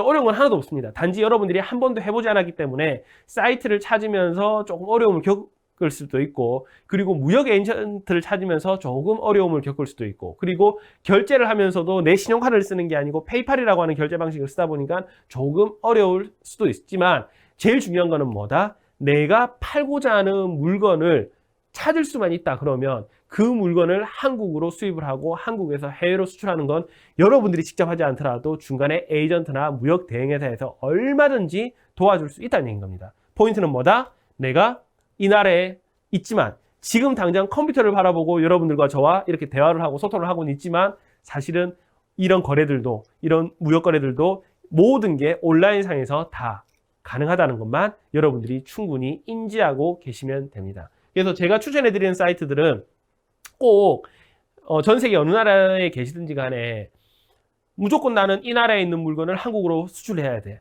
혹은 한국에 있는 물건을 무조건 우리나라로 가지고 와야 돼. 이런 것도 좋지만 지금까지는 전 세계에서 중국이라는 시장이 가장 경쟁력이 있는 시장으로 저를 비롯해서 대부분의 사람들이 판단을 하고 있습니다. 그래서 전 세계 공장 역할을 하고 있는 중국에서 물건을 간편하게 수입해서 판매하는 방법들도 여러분들은 한번 고민해 보시라는 얘기인 거죠. 그럼 반대로 중국에 거주하고 계신 분들은 어떨까요? 중국에 거주하고 계신 분들은 여러분들이 잘 알고 있는 우리나라 대한민국 도매나 혹은 대한민국 제조 공장에서 물건을 내가 직접 소싱해서 중국 도매 사이트에 올려놓으면 저 도매 1688 알리바바닷컴이라고 하는 도매 사이트가 단순히 해외 바이어만 보는 게 절대 아니거든요. 중국 현지 내수에서 도매를 하는 업체들, 소매상들도 많이 본단 말입니다. 그러면 중국의 30억 인구에게 물건을 판매할 수 있는 길이 또 열릴 수도 있다는 얘기인 겁니다. 됐죠? 그래서 해외에서 물건을 판매를 하든 국내로 수입을 하든 수출을 하든 다양한 방법들이 있지만 예전 같은 경우에는 물건을 판매하는 방식이 딱 뭐였습니까?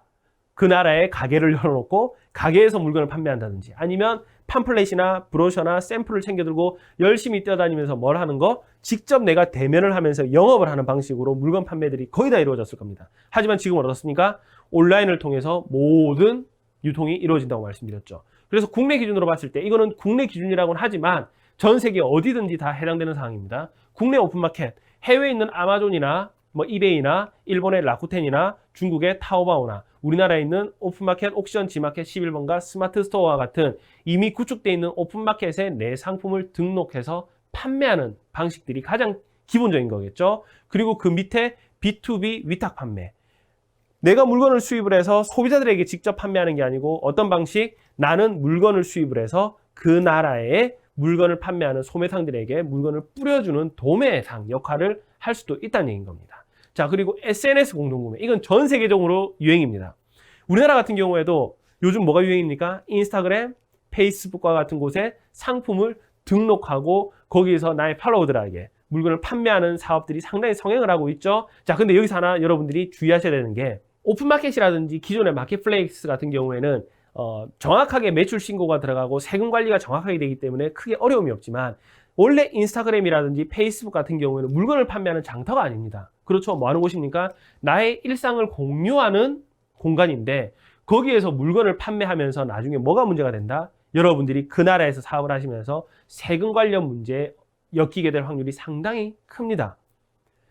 그래서 여러분들이 SNS를 통해서 물건을 판매하고 하시는 것도 상당히 좋긴 하지만 내가 영리 목적으로 수익의 목적으로 SNS에서 사업을 하셨다 그러면 반드시 그 나라에 미국이면 미국, 유럽이면 유럽, 그리고 한국이면 한국, 한국의 정확한 사업자들의 세무 관련 부분을 습득하고 난 다음에 세금 신고를 하셔야지만 나중에 문제가 되지 않을 겁니다. 자, 그리고 수입 및 구매 대행이 있습니다. 자, 이 부분은 여러분들이 무역 공부를 좀 깊이 있게 하셔야 됩니다. 아까 전에도 말씀드렸죠. 여러분들이 온라인을 통해서 물건을 수입을 하고 싶은데 아이템 찾는 방법은 알겠어요. 그런데 무역 거래가 이루어지려고 하니까 결제 부분이라든지 운송 부분이라든지 이런 부분들이 어렵다. 그럼 누구에게 부탁을 하고 그랬습니까? 방금 인터넷에 검색해 보시면 무역 에이전트나 무역 대행해주는 회사들이 많다고 했잖아요. 그런 대행해주는 회사의 역할을 여러분들이 하시는 거예요. 예를 들어 나는 태국에 거주하고 있다. 그러면 태국에서 태국어도 할 줄 아실 거고 태국의 시장 상황도 아실 거고 태국의 법률적인 부분들도 한국에 있는 분들보다 많이 아시기 때문에 태국과 무역 거래를 하고 싶은 사람이 있다 그러면 그 대행을 대신해주고 중간에 수수료를 받는 이런 무역 대행 회사 사업을 하셔도 된다는 얘기인 겁니다. 저 같은 경우에도 그래요. 독일에서 필요한 물건이 있다 그러면 독일 같은 경우에는 뭐 도매 사이트라든지 이런 인터넷 환경이 그렇게 뛰어나진 않거든요. 뭐 기껏 해봤자 아마존 정도밖에 없어요. 그러면 저는 어떻게 한다? 독일에 알고 있는 수입 대행을 해주는 업체에다가 맡기는 겁니다. 내가 이 물건을 필요로 하는데 이 물건을 좀 더 저렴하게 살 수 있는 방법을 좀 찾아줄래? 하면 그 사람이 일정의 수수료를 받고 시장 조사를 해주고 물건 단가를 확인해주고 저희에게 물건을 보내주는 역할까지 한다는 얘기인 거죠. 그래서 무역을 통해서 할 수 있는 사업들은 상당히 많습니다. 여러분들이 단순히 뭐 무역은 큰 기업들만 하는 거야, 큰 규모로 해야 되는 거야, 그리고 정말 많은 지식이 있어야 되는 거야. 지금까지는 그렇게 생각하셨다 그러면 제 수업이 끝나고 난 다음에 무역을 조금 더 편하게 생각을 하고 지금 당장 아이템을 찾아내고 시장 조사를 해보는 것부터 차근차근 도전을 해보는 걸 저는 추천을 해드립니다. 자, 그러면 정말 중요한 게 있습니다. 아이템 선정의 노하우입니다. 자, 보세요. 이왕 무역을 할 거고 내가 이왕 사업을 한다 그러면 잘 되는 아이템, 잘 팔리는 아이템, 그리고 경쟁력 있는 사업을 하면 좋을 거 아닙니까? 그렇죠. 그런데 그걸 어떻게 판단을 할까요? 다른 사람들은 다 대박이라고 했는데 지금 이게 유행이라고 했는데 뛰어들어 봤더니 제가 사실은 막차였어요. 이미 다 돈 벌 사람들은 돈 벌고 저는 이제 마지막 차를 타고 손해만 보게 됐던 겁니다. 그리고 남들보다 정말 좋은 아이디어를 가지고 내가 뛰어들려고 했는데 그곳은 시장이 개척되어 있지 않아서 그 누구도 내가 좋은 상품을 만들어서 팔아도 누구 하나 사주는 사람이 없어요. 그러면 그 사업은 실패한 사업이 되겠죠. 자, 지금은 정말 좋은 시대에 살고 있는 게 예전 10년 전만 하더라도 사업을 하는 사람들은 자기의 감과 센스를 가지고 사업을 했었거든요. 무조건 내 느낌과 나의 센스를 가지고 아이템을 정하고 사업을 구상을 했지만 지금은 그렇게 하실 필요 없습니다. 아무래도 그런 천부적인 센스와 감을 가지고 있다면 훨씬 더 유리하긴 하겠지만 지금은 4차 산업혁명 시대이지 않습니까? 빅데이터 시대입니다. 모든 건 데이터를 기반으로 해서 저희들이 철저하게 시장 조사를 하고 분석을 하고 난 다음에 사업을 시작을 한다는 얘기인 겁니다. 여러분들 구글도 마찬가지고 네이버도 마찬가지고 어떤 곳일까요? 전 세계에서 제일 큰 포털 사이트입니다. 여기서 하나 여러분들 대한민국 국민이라고 하는 게 지금 제 동포분들이지만 대한민국의 핏줄을 가지고 있는 국민 여러분들이라고 하는 게 자랑스럽다는 걸 제가 몇 가지 말씀을 드리도록 할게요. 여러분들 지금 인터넷 기반으로 모든 사업을 다 운영을 하고 있고 모든 생활을 다 하고 있지 않습니까? 여러분들 혹시 그거 알고 계세요? 전 세계 200개가 넘는 국가들 중에서 자국의 제대로 된 포털 사이트를 가지고 있는 나라가 몇 군데나 되는 줄 아세요? 포털 사이트라고 하면 단순히 검색 기능뿐만이 아니고 내가 원하는 정보를 모든 걸 다 연결해 줄 수 있는 기능을 가지고 있는 게 바로 포털 사이트입니다. 자, 볼까요? 대한민국은 뭐가 있습니까? 네이버라고 하는 게 있습니다. 그렇죠? 미국은 뭡니까? 구글이 있습니다. 자, 이웃나라, 우리나라보다 잘 산다는 선진국, 일본을 가볼까요? 일본에 혹시 살고 계시는 분, 포털 사이트 뭐 쓰시나요? 그렇죠. 야후 재팬을 씁니다. 혹은 구글을 씁니다. 일본 포털 사이트가 없습니다. 야후 재팬, 우리 야후 기억나시죠? 대한민국 10년 전에 우리가 쓰다가 이미 뒤처진 포털 사이트는 일본은 아직도 쓰고 있다는 얘기인 겁니다. 그렇죠? 중국은 뭘 씁니까? 중국은 바이두라고 하는 포털 사이트를 쓸 겁니다. 자, 그러면 유럽으로 가볼까요? 프랑스 포털 사이트 뭐 씁니까? 독일, 스페인, 이탈리아 포털 사이트 뭐 씁니까? 대부분 뭐 씁니까? 구글을 씁니다. 아시겠습니까? 전 세계에서 자국의 제대로 된 기능을 하는 포털 사이트를 운영하고 있는 나라는 약 5군데 정도밖에 안 됩니다. 미국, 한국, 중국, 인도 정도. 말 그대로 세계적으로 IT 강국이라고 불리는 나라들만 이런 포털 사이트를 가지고 있습니다. 자, 그러면 네이버와 구글을 여러분들이 조금 더 공부를 해보시면 정말 다양한 서비스를 제공하고 있다는 걸 아마 알게 되실 건데, 우리는 지금까지가 네이버, 구글 뭐 하는 때 씁니까? 물건 필요한 거 있으면 살 때, 검색할 때, 혹은 내가 알고 싶은 정보가 있으면 정보를 검색할 때만 검색을 했죠. 그런데 사실은 구글도 마찬가지고 네이버도 마찬가지고 여러분들이 검색하고 그리고 모든 정보들을 다 수집하고 그 빅데이터를 여러분들에게 제공도 다 해드리고 있습니다.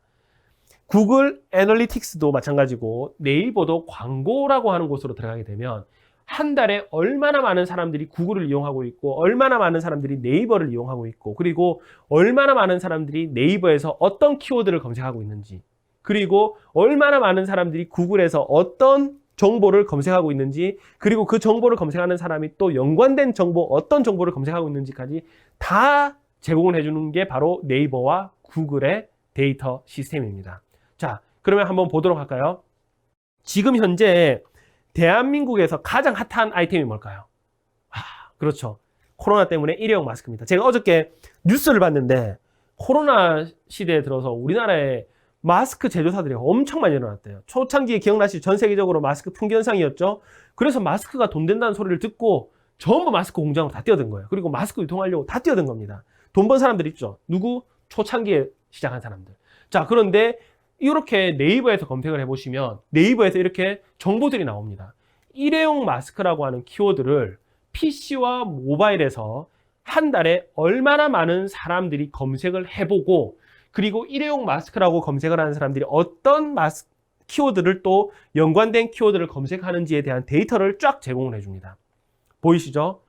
일회용 마스크 어떻습니까? PC와 모바일을 합산해 봤을 때 엄청나게 많은 사람들이 검색을 하고 있다는 얘기인 겁니다. 이 검색을 한다는 이유는 뭐다? 이 물건을 사고자 하는 생각이 있기 때문에 검색을 하는 거겠죠. 그러면 우리는 뭘로 판단하냐면 잠재 수요 고객으로 판단을 하게 되는 겁니다. 일회용 마스크 시장이 이 정도로 큰 시장이구나. 이 정도의 규모와 파일을 가지고 있는 시장이구나 하는 걸 저희들이 네이버가 제공해주는 데이터를 기반으로 짐작을 해볼 수 있다는 얘기인 겁니다. 자, 그러면 반대로 보겠습니다. 이거는 뭘까요? 네이버에서 마찬가지로 일회용 마스크라고 검색을 했을 때 판매하고 있는 판매자들에 대한 정보들이 듭니다. 제일 위에 네이버 쇼핑 일회용 마스크 옆에 총 몇 명이 물건을 팔고 있는지 보이시죠? 엄청 많은 사람들이 팔고 있습니다. 자, 문제는 그거죠. 마스크라고 하는 걸 찾는 수요층도 많지만 공급도 이만큼 많다는 얘기인 겁니다. 그리고 중요한 게 온라인에서 여러분들이 물건을 판매하려고 하면 어떻게 해야 됩니까? 상위에 노출이 되어야 되고 소비자들에게 많이 보여줘야 되지 않습니까? 근데 이렇게 많은 판매자들 중에서 여러분들 메인으로 올라갈 확률이 몇 퍼센트나 된다고 생각하세요? 그렇죠. 그래서 저희 같은 경우에는 저 같은 경우에는 절대 하지 않는 아이템이 있습니다. 지금까지 15년 동안 밑바닥에서부터 사업을 하다가 절대 손대지 않는 사업 아이템, 지금 현재 유행하고 있는 아이템은 절대 손을 대지 않습니다. 유행하고 있는 아이템들은 당연히 수요가 많겠지만 공급도 그만큼 많고 공급 시장에서 경쟁도 너무나도 치열하기 때문에 그 시장에서 살아남기가 어렵다는 얘기인 겁니다. 그래서 저희들은 아무리 블루오션처럼 보인다 하더라도 막상 들어가 보면 레드오션인 거예요. 이미 치열한 시장인 겁니다. 그래서 그런 시장들은 저희들은 절대 손을 대지 않습니다. 자, 그러면 어떤 시장을 찾느냐? 저희가 수입하는 아이템 중에 하나가 이거예요. 이가리 마우스피스라고 있습니다. 지금 여러분들 보시는 분들 중에서도 뭡니까? 이 가시는 분들 상당히 많이 계실 거 아닙니까? 보십시오. 판매하는 사람들이 그렇게 많지는 않습니다. 많진 않죠? 그렇죠? 그런데 검색량을 또 보겠습니다. 마스크만큼은 안 되지만 이가리 마우스피스라고 검색을 해봤더니 나는 이런 제품을 들어본 적도 없고 나는 필요해 본 적도 없는데 의외로 몇만 명의 사람들이 이런 제품을 찾고 있구나. 이런 제품이 시장이 형성이 되어 있구나 하는 거를 네이버 데이터를 통해서 저희들이 확인이 가능한 겁니다. 자, 그러면 저희들은 아이템을 뭘로 잡을까요? 이가리 마우스피스라고 팔 수 있는 아이템들을 저희들은 찾아내기 시작을 하는 거죠. 그래서 이런 물건들을 수입을 해서 판매하는 겁니다. 왜? 판매자가 많지 않기 때문에 이 시장에서는 저희들이 상위로 올라갈 수 있는 확률이 그만큼 높다고 생각하는 겁니다. 그리고 우리가 마케팅을 어떻게 하느냐에 따라서 우리가 상품 구성을 어떻게 하느냐에 따라서 충분히 소비자들을 현혹시킬 수 있고 소비자들을 유혹해서 매출을 높일 수 있는 전략을 세울 수 있다는 얘기인 거죠. 하지만 다시 가볼까요? 일회용 마스크를 검색하는 사람들이 이렇게 많고 시장이 큰 건 맞지만 공급하는 사람도 이만큼 많고 그리고 마스크는 딱 특성이 한정되어 있지 않습니까? KF94, KF80 아니면 일회용 일반적인 마스크.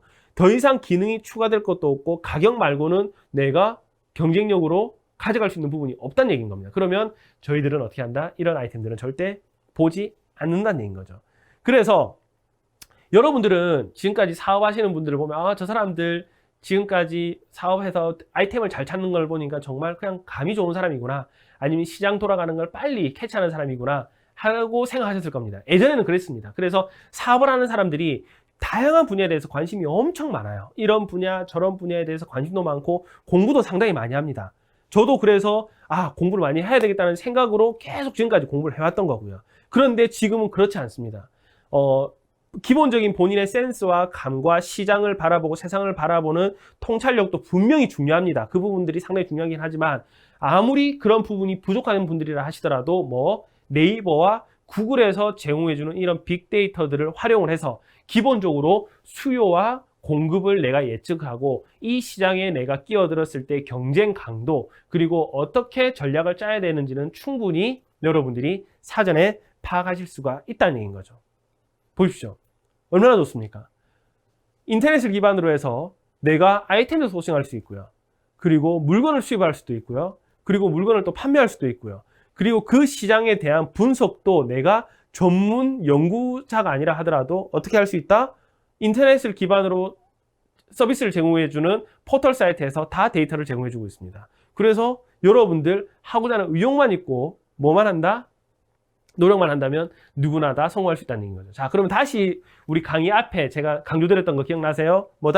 자본과 노동력과 시간을 투자해야지만 성공할 수 있다. 자본주의 사회에서는. 그럼 저는 지금 1시간 반 동안 뭘 해드렸습니까? 계속 노동력의 질을 높이는 방법들을 계속 설명드리는 겁니다. 그렇죠. 남들 열심히 돈 안 되는 아이템 찾고 있을 때 돈 되는 아이템을 찾는 방법. 그리고 남들 열심히 해외에 못 나가는데 어떻게 시장 조사하지 하고 있을 때 인터넷을 통해서 시장 조사할 수 있는 방법. 이렇게 노동력의 질을 계속 높여드리고 있으니까 여러분들은 시간을 투자하고 내가 가용할 수 있는 자본금만 투자해서 도전하시면 된다는 얘기인 겁니다. 자, 그래서 빅데이터에 대해서 조금 더 가보도록 하겠습니다. 단순히 검색량만 알 수 있는 게 아닙니다. 이런 빅데이터 시스템들은 여러분들 다시 말씀드리지만 돈을 내는 게 아닙니다. 네이버나 구글에서 무료로 다 제공해주는 이런 시스템들입니다. 데이터들입니다. 내가 원하는 키워드를 검색을 해보면 연령대 20대가 많이 검색을 하는지 30대가 많이 검색을 하는지, 그리고 남자가 많이 찾는 제품인지 여자가 많이 찾는 제품인지, 그리고 상업성인 제품인지 정보성인 제품인지, 이런 정보들까지 다 나옵니다. 그러면 내가 팔고자 하는 이 제품이 20대 구매층들이 포함되어 있다. 그러면 20대를 겨냥으로 한 마케팅을 하시면 되겠죠. 그리고 남자, 여자의 비중도 나오기 때문에 상품 페이지를 구성할 때 여자들이 좋아하는 상품 페이지 구성, 남자들이 좋아하는 상품 페이지 구성으로 전략을 수립할 수 있다는 얘기인 겁니다. 여기서 또 상업성인 키워드와 정보성인 키워드는 어떻게 나누냐면, 방금 전에 우리가 봤던 마스크라든지 일회용 마스크라든지, 그리고 또 뭡니까? 이가리 마우스 피스라든지 이런 제품들은 물건을 사고자 하는 사람들이 검색하는 키워드겠죠. 그러면 이런 키워드들은 물건을 판매하는 상업적인 키워드이기 때문에 상업성 키워드의 비중이 높습니다. 그러면 예를 들어 이 안 가는 방법, 코 안 고는 방법, 그리고 마스크 오래 쓰는 방법, 이건 뭘까요? 물건을 사기 위해서 검색하는 키워드가 아니고 뭐다?